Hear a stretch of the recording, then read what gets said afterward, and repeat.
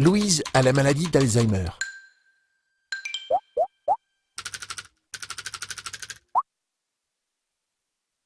Le comportement de Louise commence à changer à l'approche de ses 60 ans. Des petits signes qui annoncent la maladie, mais qui ne sont pas immédiatement inquiétants. Car il peut arriver à tout le monde d'oublier un prénom ou de ne pas retrouver un mot dans une phrase.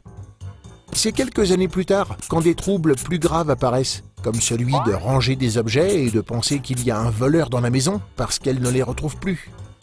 Mais surtout, elle qui est si douce devient coléreuse, irascible. Les relations avec toute la famille deviennent de plus en plus difficiles.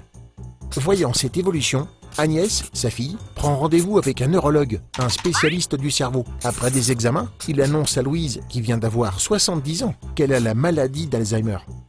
Louise ne veut pas entendre qu'elle est malade. Mais pour sa fille qui va l'aider, c'est un soulagement de savoir enfin de quoi sa mère souffre.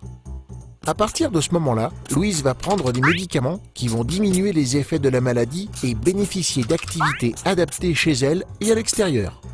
Pour mieux aider sa mère, Agnès va suivre des formations auprès de l'association France Alzheimer et maladies apparentées.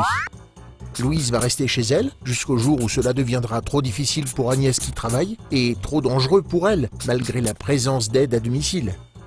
À 80 ans, Louise entre dans un établissement spécialisé où d'autres personnes sont atteintes de la maladie d'Alzheimer. Elle va s'y adapter progressivement, en participant à des ateliers de chant, de danse, de tricot, mais aussi en attendant avec impatience les visites de son arrière-petit-fils. Ils se promènent dans le jardin, s'amusent, rient, chantent et se font des câlins. Ils sont très complices.